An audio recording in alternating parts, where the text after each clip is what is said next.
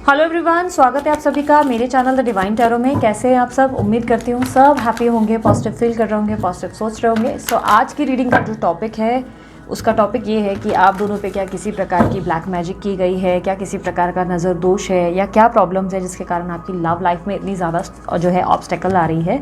ये आप लोगों के रिलेशनशिप के लिए है। ये रीडिंग कलेक्टिव प्लस टाइमलेस होगी और साथ ही साथ ध्यान रखना ये रीडिंग जनरल है, ज़रूरी नहीं कि सबके लिए रिजोनेट करे, पर मोस्ट ऑफ द टाइम कर ज़रूर जाती है। साथ ही साथ ये रीडिंग जो है जेंडर स्पेसिफिक नहीं है। थी था पे ध्यान ना देते हुए ध्यान सिर्फ एनर्जीज पे दें, ठीक है। सो चलिए लेके प्रभु का नाम शुरू करेंगे हम अपना काम। यूनिवर्स मुझे गाइड करे, जिस व्यक्ति के बारे में मेरे व्यूवर्स सोच रहे हैं उनके और इनके रिश्ते में क्या किसी प्रकार का ब्लैक मैजिक या नज़र दोष है, क्या इश्यूज हैं, मुझे बताएं।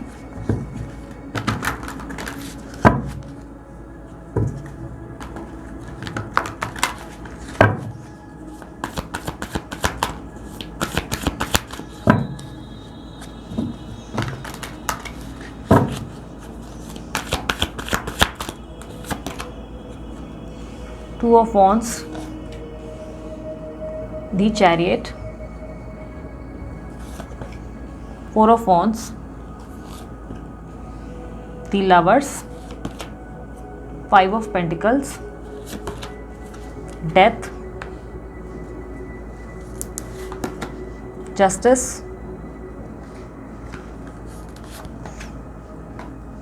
Five of Wands, Three of Pentacles, magician, bottom of the deck, king of cups. Okay, so basically आप जिस व्यक्ति से डील कर रहे हो ये व्यक्ति एरीज, लियो, सैजिटेरियस यानी कि मेष, सिंह और धनु हो सकते हैं, और कुछ लोगों के लिए ये लिब्रा यानी कि तुला और ये कुंभ राशि के हो सकते हैं, एक्वेरियस राशि के हो सकते हैं, ओके, स्कॉर्पियो राशि भी हो सकती है, ठीक है, वृश्चिक। ओके, और नंबर 8 या नंबर 2 या नंबर 11 ये इंपॉर्टेंट होंगे आपके पार्टनर के बर्थ डेट में। और मुझे कुछ इनिशियल भी मिले हैं। इनिशियल वी है, एस है, ए है और एम है और पी है। ये कुछ इनिशियल्स मिले हैं मुझे, हो सकता है आपके पार्टनर के हैं। ओके, एस भी है। ओके, सो ये कुछ इनिशियल है। और यहाँ पर मुझे जैसे दिखाई दे रहा है कि पिछले कुछ टाइम के आपके रिलेशनशिप में बहुत ज़्यादा इश्यूज चल रहे हैं। टू ऑफ वॉन्ड्स की energy with the card of death, यहाँ पर ऐसा दिखाई दे रहा है बहुत सारे परिवर्तन एक साथ एक झटके में आए हैं, जिस परिवर्तन के लिए आप रेडी नहीं थे, ये ऑल ऑफ सडन आए हैं।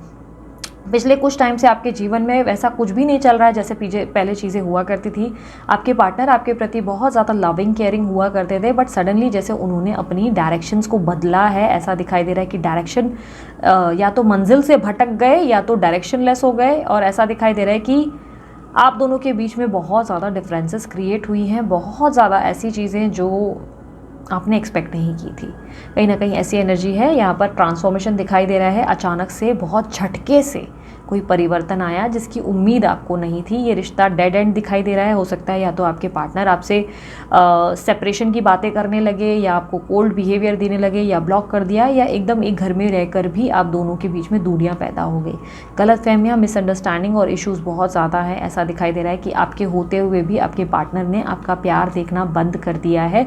आपके पार्टनर जैसे आपके भावनाओं को अब समझ ही नहीं पा रहे। आप चाहे कितनी कोशिश करें वो आपकी भावनाओं को देख नहीं पा रहे।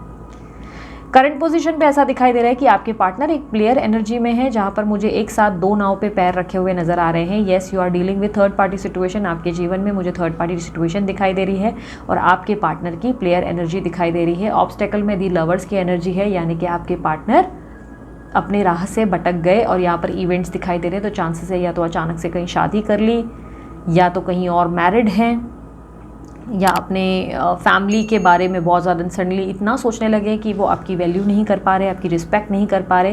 बिकॉज यहाँ पर ऐसा दिखाई दे रहा है कि यहाँ वो दो जगह पे पैर रखकर दोनों चीज़ों को बैलेंस करने की कोशिश कर रहे हैं।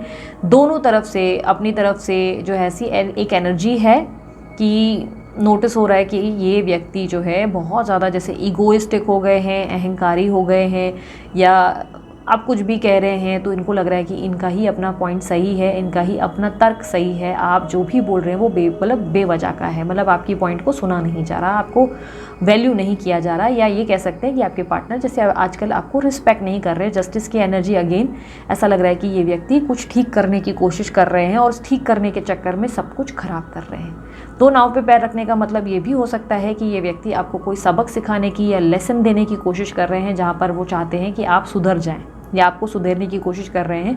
हो सकता है कि आपके घर में किसी प्रकार की कलेश हो रहे हैं और इनको लग रहा है ये कलेश का कारण आप हो, आपको सुधरना ज़रूरी है, इसलिए ये आपके होते हुए दूसरे पे भी फोकस कर रहे हैं और बैलेंस रहने का प्रयास कर रहे हैं। या एक नाव पे, मुझे एक साथ दो नाव पे पैर रखे हुए दिखाई दे रहे हैं, उसका कारण ये भी हो सकता है कि ये व्यक्ति आपके मैरिज में होते हुए या आपके रिश्ते में होते हुए भी दूसरी तरफ ध्यान देकर आपको कह रहे हैं कि एडजस्ट करो। ऐसी एनर्जी हो सकती है कि ये व्यक्ति आपको बार बार जो है दो तरफ से फोकस करते हुए नज़र आ रहे हैं और इससे पहले ये व्यक्ति ऐसे बिल्कुल नहीं थे।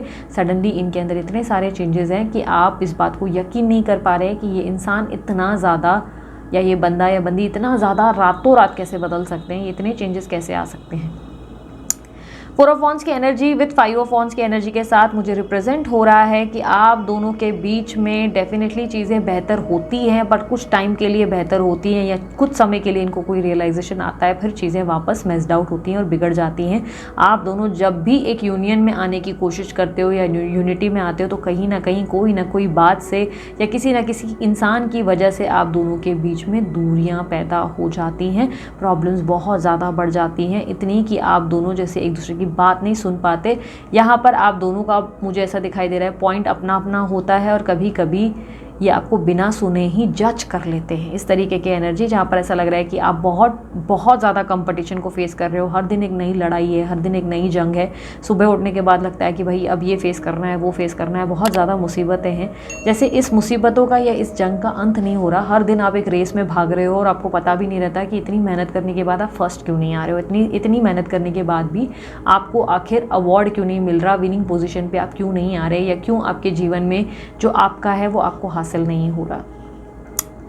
ऑब्स्टेकल में डेफिनेटली मुझे थर्ड पार्टी सिचुएशन बहुत स्ट्रांगली दिख रही है। 3 of pentacles with the lovers की एनर्जी, जहाँ पर ऐसा दिखाई दे रहा है कि आपके पार्टनर बहुत बुरी तरह से दूसरे व्यक्ति के इन्फ्लुएंस में है, बहुत ही बुरी तरह से उनके कंट्रोल में है।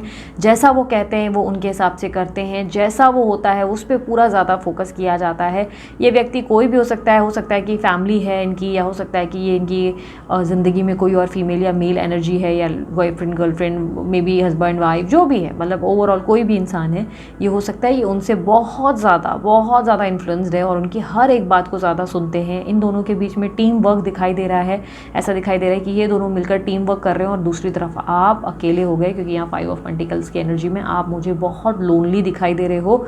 और ऐसा दिखाई दे रहा है कि आप डे एंड नाइट प्रार्थनाएं कर रहे हो कि चीज़ें बेहतर हो जाए, आप मैनिफेस्ट कर रहे हो, आप पूरी कोशिश कर रहे हो कि जीवन में आप दोबारा या तो खुद अकेले चलना सीख जाओ, आपके अंदर इतनी हिम्मत आ जाए, या तो आपके जीवन में ये सारी चीज़ें जो बिगड़ी हैं वो आपको वापस मिल जाए। किंग ऑफ कप्स की energy bottom of the depth में ऐसा दिखाई दे रहा है कि आप जानते हैं कि आपके पार्टनर आज भी आपसे बहुत ज़्यादा प्यार करते हैं, बट ये व्यक्ति जो है अपने प्यार को भूल गए हैं। ये बहुत स्ट्रॉन्ग एनर्जी आपको फील होती है। दी हाई प्रीस्टिस की एनर्जी को ये कंफर्मेशन मिलती है कि यस, आपके जीवन में नज़र का प्रॉब्लम बहुत ज़्यादा है, नज़र से ज़्यादा इन्फ्लुएंस की भी इशू बहुत ज़्यादा है, भड़का भड़की बहुत ज़्यादा होती है आपके रिश्ते में। मुझे मोर देन काला जादू या ब्लैक मैजिक से ज़्यादा ऐसा दिखाई दे रहा है कि भड़का भड़की काफ़ी होती है, कान बहुत भरे जाते हैं आपके पार्टनर के, उन्हें बहुत ज़्यादा आपके लेवल पे गलत बातें बोली जाती है या बहुत गलत लेवल पे सुनाया जाता है, या कोई व्यक्ति है जो उनको बहुत ज़्यादा अथॉरिटेटिव या पुश करने वाली पर्सनालिटी है, जो इन्हें नचाना जानता है, जो इन्हें कंट्रोल करना जानता है, जिनको इनकी कमज़ोरी पता है। अब इनकी कमज़ोरी, इनके कोई इमोशंस हो सकते हैं, इनके जीवन में इनका कोई इमोशनल एनर्जी है, हो सकता है कि मे बी इनके बच्चे या माता या कोई और एनर्जी जो इन्हें इमोशनल ही पावर में लेने की कोशिश करता है, या कोई इनको ऐसा व्यक्ति है जो इन्हें लाइक इस तरीके की एनर्जी। हो सकता है ये व्यक्ति की कोई गर्लफ्रेंड है, हो सकता है, मतलब एग्जांपल उदाहरण दे रही हूँ, तो कोई गर्लफ्रेंड है, वो इनके साथ ज़्यादा इन्वॉल्व नहीं हो रहे या रिश्ता नहीं रख रहे। उसका रीज़न ये है कि जब तक उधर छोड़ोगे नहीं उस व्यक्ति को तब तक तुम मेरे नहीं हो सकते। लाइक इस तरीके से कुछ इन्फ्लुएंस कर रहे हैं ताकि वो आपको छोड़ने पर मजबूर हो जाएँ या आपसे दूर हो जाए। और कहीं ना कहीं ऐसा दिखाई दे रहा है कि आपके पार्टनर सबको खुश करने में लगे हुए हैं और जो ये कर रहे हैं वो बहुत ज़्यादा गलत है। हाई प्रीस्टिस की एनर्जी है यहाँ पर, और रिप्रेजेंट हो रहा है कि यहाँ पर आपके साथ जो है प्लेयर एनर्जी चल रही है, आपके साथ खिलवाड़ हो रहा है। और इसमें रीज़न जो है, यहाँ पर मुझे ब्लैक मैजिक अगेन नहीं दिख रहा है, पर मुझे इन्फ्लुएंस करते हुए ज़रूर दिख रहे हैं। किसी व्यक्ति की बुरी नज़र आप दोनों के रिश्ते पे है और वो व्यक्ति पूरी डंके की चोट पे कोशिश करते रहते हैं कि आपके जीवन में आप दोनों का रिश्ता बिगड़ जाए। और इसमें ऐसा दिखाई दे रहा है कि अगर मैं कहूँ कि क्या ब्लैक मैजिक है, तो एक मिनट यूनिवर्स मुझे कन्फर्म करें अपनी एनर्जीज़ को कंफर्म करें। क्या ब्लैक मैजिक है? 6 ऑफ स्वॉर्ड्स, ओके। क्या नज़र दोष है? 4 ऑफ स्वॉर्ड्स, ओके। क्या मेन इशू है? Okay, 6 of swords, 4 of swords और क्वीन ऑफ वॉन्ड्स की एनर्जी रिप्रेजेंट कर रहा है कि इस रिश्ते में ब्लैक मैजिक नहीं है। ये कंफर्मेशन क्लियर होती है कि यहाँ पे, क्योंकि नो नो नो की एनर्जी ज़्यादा है और यहाँ पर ऐसा दिख रहा है कि ब्लैक मैजिक ना होकर नज़र दोष बहुत स्ट्रांगली है। आपको नज़र लग गई है आप दोनों के रिश्ते को, आप दोनों की बॉन्डिंग बहुत ज़्यादा स्ट्रांग थी। तो एक नहीं अनेक लोगों ने आप लोगों पे बहुत ध्यान दिया। उस समय आप बहुत खुश थे, आपकी एनर्जीज़ में आपको फील नहीं हुआ कि आपको नज़र भी लग सकती है, बट यस, इस रिश्ते को नज़र लगी है। इस रिश्ते में बहुत ज़्यादा कलेश आया है और साथ ही साथ इस रिश्ते में नक्षत्र की कहीं ना कहीं हेर फेर हुई है। आपके पार्टनर पे मुझे बहुत हैवी एनर्जी मिल रही है, जहाँ पर मुझे ऐसे दिखाई दे रहा है कि उनके नक्षत्र बिल्कुल अच्छे नहीं चल रहे थे, जिसके कारण उनके डिसीजंस में बहुत ज़्यादा बेवकूफ़ियाँ दिखाई दे रही है। 6 of swords, 4 of swords, over thinking दिखाई दे रही है। रिप्रेजेंट हो रहा है कि आपके पार्टनर बिना वजह ओवर थिंकिंग करने लगे, चीज़ों को इन्होंने तैयार करना या सोच विचार करके एग्जैजरेट करना या क्रिएट करना शुरू कर दिया, जो नहीं था उसे भी मानने लगे या अपने दिमाग के ही लेवल को बिलीव करने लगे। इन्होंने ओवर थिंकिंग की और कहीं ना कहीं इनको ये लगने लगा कि ये रिश्ता जैसे इनके ऊपर बोझ है जो आपके साथ है, कि दूसरों के कहने पर ये इतना ज़्यादा आ गए कि इन्होंने ऐसा मान लिया कि इस रिश्ते का बोझ बर्डन उठाना नामुमकिन है और इन्होंने इस रिश्ते में, जैसे इनको लगता है कि इन्होंने त्याग दिया, कॉम्प्रोमाइज़ दिया, इनको नहीं समझ में आया तो इन्हें आगे बढ़ना पड़ गया, ये इनकी मजबूरी है। इस तरीके की एनर्जी दिखाई दे रही है। तो यस, नक्षत्रों का हेर फेर है और यस, नज़र दोष है। तो अब देखो, यहाँ पर मैं कोई रेमेडी नहीं सजेस्ट कर सकती, क्योंकि रीज़न ये है कि अगर कोई भी मैं रेमेडी इस तरीके से मैं अनाउंस कर दूं तो रीज़न उसका क्या होगा कि देखो, मैंने नज़र या ब्लैक मैजिक के ऊपर ऑलरेडी एक, जो अगर आप लोगों को लगा है, आप लोगों को लगता है कि आपके ऊपर है किसी प्रकार की एनर्जी, तो उसके ऊपर तो मैं इंस्टाग्राम पे ऑलरेडी एक शॉर्ट वीडियो पोस्ट कर चुकी हूँ, ठीक है। और भी मैं और जो छोटी छोटी रहेंगी मैं पोस्ट ज़रूर करती रहूँगी, लेकिन इस नज़र दोष के लिए या इस नक्षत्र के हेर फेर के लिए फ़िलहाल मैं कोई रेमेडी नहीं सजेस्ट करती। उसका कारण ये है कि यहाँ पर मुझे मल्टीपल डिफरेंट एनर्जीज़ मिली है। अब ऐसा हो सकता है कि आपके पार्टनर का जो है सैटर्न बहुत हैवी हो, तो मैंने आपको सैटर्न के लिए एनर्जी देती है और बाद में पता चला कि आपके अलावा और भी बहुत लोग कर रहे हैं, मतलब और भी लोग जो हैं यही सेम रेमेडी को फॉलो कर रहे हैं। जिसका सैटर्न जो है नहीं हैवी है, तो उल्टा आपने जो है कुछ रेमेडी करके उल्टा उसके नक्षत्र और बिगाड़ दिए। इस तरीके की एनर्जी होती है कि एक रेमेडी सभी के लिए इस्तेमाल नहीं कर सकते। जो जर्नल होती है वो ज़रूर मैं इंस्टाग्राम पर शेयर करती रहती हूँ। जो जर्नल है कि भाई आप सब यूज़ कर सकते हो, तो आपको मैं डेफिनेटली इंस्टाग्राम पे बताती हूँ। पर एज ऑफ नाउ मैं आप लोगों को सिर्फ ये सजेशन दूंगी कि अगर आप लोगों को लग रहा है कि रिश्ते में किसी तरीके की नज़र लगी है या आपके पार्टनर के नक्षत्र, अब देखो पार्टनर के नक्षत्र के लिए तो आपको डेफिनेटली पर्सनल रीडिंग लेनी पड़ती है। अब मैं वो ऐसे नहीं बोल रही हूँ कि आपको मुझे जो है रिकमेंड करना चाहिए, नहीं, आप किसी को भी रिकमेंड करो, किसी भी पंडित को करो, जैसे भी जिस पे भी बिलीव है उसे अप्रोच करके आप अपने नक्षत्र और उनके नक्षत्र सबसे पहले चेक कराओ। पहले अनुमान मत लगा लो कि हाँ ये ऐसा ही होगा, नहीं, ये रीडिंग जर्नल है, ज़रूरी नहीं कि आपके लिए सबके लिए एक जैसी बात होगी, नहीं, पहले आपको चेक कराना पड़ता है। फिर चेक कराओ, अगर नक्षत्र की हेर फेर है तो आपके पार्टनर के नक्षत्र के अनुसार बताया जाता है कि उन्हें क्या करने की या आपको क्या करने की ज़रूरत है, जिससे चीज़ें थोड़ी सी बैलेंस हो। कह रही हूँ बैलेंस, रातों रात जादू की बात नहीं कर रही हूँ, ठीक है। आप थोड़ी बैलेंस कर सकते हो, क्योंकि कुदरत से खेलने का बोलते हैं ना, काम हमारा नहीं है हम, लेकिन उनकी मनोस्थिति जो बिगड़ गई है उसे ठीक करने का प्रयास ज़रूर कर सकते हैं। हमारे अंदर वो एनर्जी होती है कि हम उसे ठीक कर सकते हैं, ठीक है। लेकिन और कोई मतलब ऐसी चीज़ वशीकरण या वश में करने वाली चीज़ें प्लीज़ उसके लिए मत आ जाना, प्लीज़ मुँह उठा के। मेरे को सीरियसली बहुत गुस्सा आ जाता है, कोई मेरे को मैसेज करता है ना, दीदी उसको वश में करना है, ऐसा लगता है 4 गालियाँ सुन के लेंगे, तो ये मत करना प्लीज़। इस चीज़ के लिए या इस फालतूगिरी के लिए तो आप बिल्कुल मैसेज मत करो। तंत्र विद्या का जो हमने स्टडी किया है, जो ये भी हम लोगों को जो नॉलेज जो भी है, हमने उसे गलत काम के लिए नहीं स्टडी किया था, ठीक है। तो किसी को भी गलत चीज़ में हम लोग नहीं सजेस्ट करेंगे, नहीं गाइड करेंगे, उसके लिए आना भी नहीं, ठीक है, बिल्कुल आना नहीं, ओके।